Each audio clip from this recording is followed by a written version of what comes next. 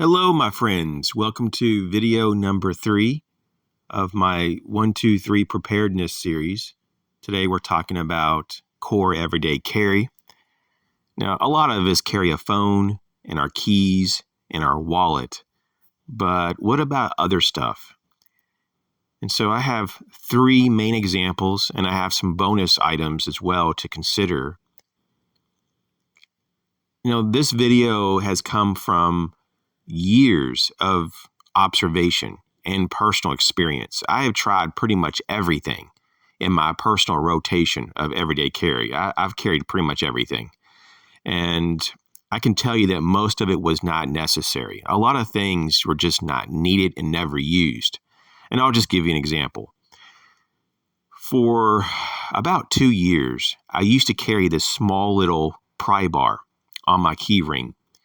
And I don't carry it anymore because I never used that little pry bar all that time that I carried it.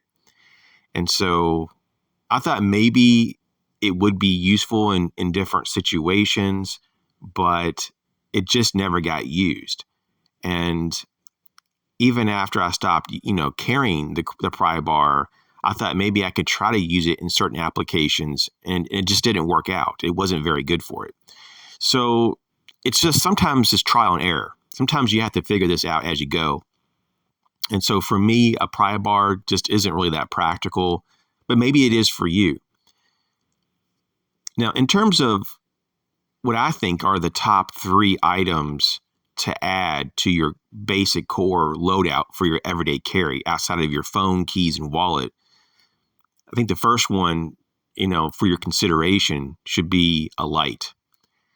Now, there's really kind of like 2 lights that I think that the average person should have. One on their key ring or their keychain setup, and then one on their person, like a pocket light. A light that actually has a pocket clip. Now, that's just my viewpoint of it. Maybe you have a different philosophy about this. But that to me is kind of how it works. You have kind of like a primary light that's in your pocket, and then a backup light on your keys. And, there's a lot of really good keychain lights. I mean, a lot of really good ones. Lumentop makes one. That's the one that I use, on several of my key rings. And I have other types of key ring lights, but, there's no shortage of key ring lights that work really well. And you can get them sometimes for like between $7 and $20. And these are really good quality lights. And they typically have really decent run times and more light than you really need, and that's why I like the Lumentop. They have a few that have variable outputs so that you're not just stuck on one output. So that's really cool. But I want to mainly focus on the light for our pockets. And I think that for the average person, the first pocket light that they should probably consider and test out, if you've never done this before, if you've just never carried a light throughout the day, is to get a pin light with a pocket clip. And you can get some pin lights that are like half-sized, or you can get the full-length ones.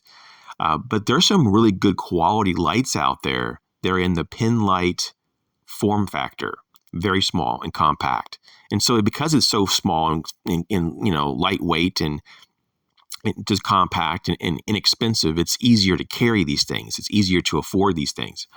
So what I would, suggest as well, if you can, find a pin light that comes in a neutral white LED.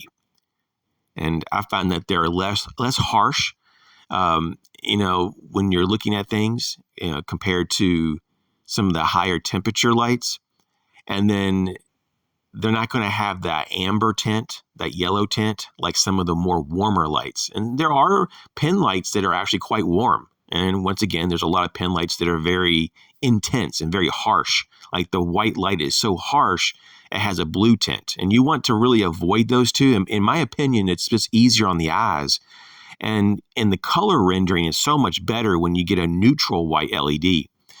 So it's just a suggestion that a pin light is a good starting point. And if you want to upgrade over time, then by all means. That's what I've done for the most part. I mean, I sometimes still carry a pen light, but now I've kind of gone with a little bit larger light that has a little more output and a little more runtime and all that. But that's over time, you can kind of upgrade your system. But if you're just starting out, a nice quality pen light, and I'm not talking about like go to a big box store and get a pen light for $2 or $3. No, you're not going to probably be happy with the build quality and the output and all that. It's just going to be very subpar. I'm talking about do some real research and get a real quality pen light. Okay, so you have your light now. What about the next item to really consider? If you don't have a blade, if you don't have a cutting tool, and it's okay if you don't, because I know a lot of guys, believe it or not, a lot of guys that don't even carry a pocket knife. Now, I kind of thought that most guys do, and a lot of them do. Now, I don't know if most do or most don't, because I haven't surveyed the whole country, I don't know, but there's certainly a lot of people who don't carry a blade. That's for a fact. I mean, I talk to my neighbors on a regular basis, and they typically don't carry a pocket knife. So it's a little surprising, though. But they typically say, well, I do have a cutting tool in the vehicle or in the house or in the barn or in the shed. So they have them. It's just a lot of times it's not on their person. And what I've noticed is that a pocket knife with a pocket clip that you can extract from your pocket easily with one hand and open and close with one hand is the way to go. And I've noticed too that, at least for me, that the weight that really kind of helps the blade to kind of disappear in your pocket so you're not distracted by it is a weight that's like 3 ounces or less. And for me, I think the real sweet spot is somewhere between 2 and 2.5 ounces is a really, really awesome weight for a pocket knife. Now, you don't have to get exotic steels and all that. You can just go with entry-level offerings, for your first experience. You don't need to go crazy. And you can find some pretty decent pocket knives made of pretty decent materials, for between $20 to $35. I mean, there's a lot of them available. I mean, you have so many choices in that price range. It's pretty incredible. A lot more options now than ever before. And so what I want to just highlight here is that you don't have to spend a lot to get a lot. And now when it comes to the materials of the pocket knife outside of the blade steel, you typically have several to choose from: micarta, G10, and some type of FRN, fiberglass reinforced nylon. Sometimes they refer to it as other things, like glass filled nylon, GRN or whatever, and so forth. But basically, you have some type of copolymer and G10 and micarta. And of course, there's others too. I mean, sometimes you find them in aluminum scales or stainless steel body frames, and even titanium. So there's those too. But I mean, just the bulk of them, it seems like it's the first three that I mentioned. And so you have choices. I mean, you might want to try a few out. And the best way to do that without going out and buying a few is if you have a friend that has a few pocket knives, maybe just borrow them for a day or two. Or at the very minimum, go over to their house and just, touch them and feel them and get some experience opening, closing the blade, and just see if you like the texture of the handles, the scales, just to see how does it work. And maybe put the pocket knife in your pocket a few times and pull it out and just to see, does it cause a problem? Is it abrasive with your clothing that you like to wear?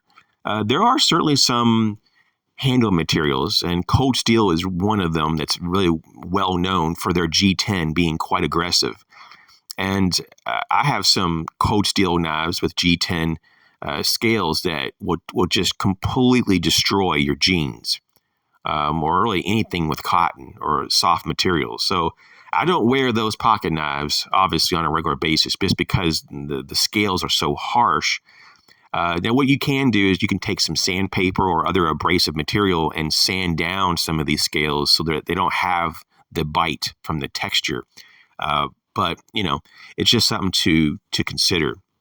Now, the third thing to consider here as part of this trio that we're talking about is a watch. Now, I know there's a lot of people who still wear a watch, but there's certainly a lot of people like I was that hadn't I hadn't like worn a watch for like over 10 years. And so just in the last few weeks, I started wearing a watch again. And wearing a watch now has just been a real eye opener. And it's not just so that I'm more aware of the time of the day. And it really reduces the time of me fidgeting with my phone to try to see what time it is, because all I have to do is just move my wrist a little bit and I can see what time it is, which is really awesome. But you have the date, you have access to all those features on a watch. And of course, some watches don't have a lot of features, but you might want to consider a watch that does have some things, like at least a basic stopwatch or a countdown timer, world time, an alarm, and things like that. And my watch has quite a few features, and it's like really nice to be able to access all those features really quickly. And it's right there for me. So that's super awesome. Now, in closing, I just want to say, hey, there's some other things to consider here. You might want to consider a multi-tool, and that's going to take some trial and error because there's so many different sizes of multi-tools. Some of them really can only be carried on a belt, the belt pouch, just because they're just too bulky and heavy for a pocket carry. And but there's also multi-tools that are very compact. You're just going to have to figure out what kind of tools you need, what type of implements for your multi-tool that you need. And that can take, a handful of tools to figure all that out. Now, next is a lighter. Now, not many people that I know smoke. So outside of that, though, what else would you use a lighter for? Maybe for survival uses, but most people don't have survival situations on an ongoing basis. At least I hope not. So, I tried to carry a lighter for a number of years, and I still do every once in a while, but I hardly ever use my lighter. So I can kind of understand why a lot of people don't carry a lighter. But if you're going to go traveling, or if you're, going somewhere and there's bad weather out, just as part of your survival kit, at least have a lighter with you somewhere. I think that's kind of smart. Next is a bandana. This to me is I think it's really just kind of common sense for just so many uses. It could be for medical. It could be just all kinds of uses to cover your face if there's dust out, all kinds of things and uses.